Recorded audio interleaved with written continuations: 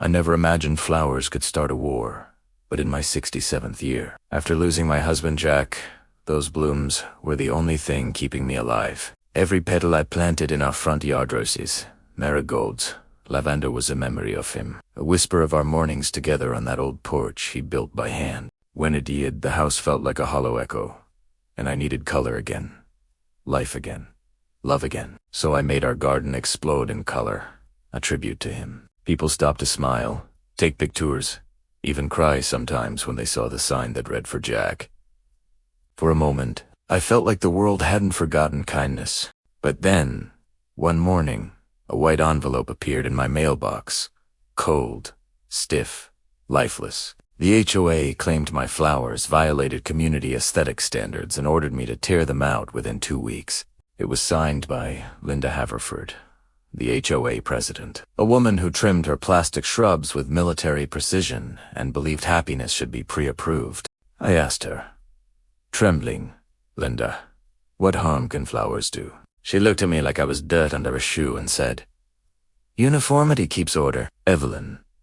But what she really meant was, control keeps me powerful. I thought about giving up. Primera rea, I did. But that night, I sat beside Jack's photo and whispered, "They can't take you from me again." The next morning, he fought back, not with anger, but with beauty. I called my old art students, the kids I'd taught to paint dreams on blank walls, and together we turned my small yard into something the world couldn't ignore. Roses formed a heart in the center, surrounded by hydrangeas, like a river of blue tulips spelling, "Love lives here," across the walkway. And in the middle I built a sculpture of Jack and me made entirely from old gardening tools standing hand in hand. Within days, cars began to slow down. Strangers took photos, local journalists came. Then a video went viral. Widow turns HOA battle into living art. My front yard became a symbol of defiance and healing. But Linda couldn't stand it.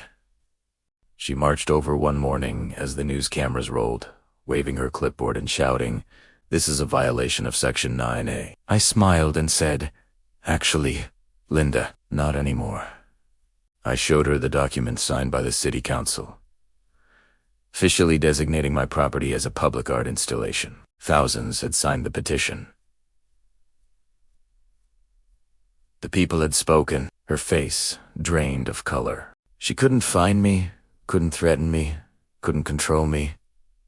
My yard had become untouchable. Within weeks, food trucks parked on weekends, musicians played at sunset, children laughed among the marigolds. What began as grief had turned into joy for hundreds. 3 months later, Linda resigned. "Too much public attention," she said. But then something happened that shook me even more. A letter arrived from her daughter. My mother never told anyone. It read, "But my father died years ago." She hated flowers because they reminded her of his funeral. The night she resigned, she came to your garden alone. She stayed for hours. She said it was the first time she'd felt peace in years. I sat in my yard that evening as the solar lights flickered on around the statue of Jack and me, and tears streamed down my face. I realized something profound.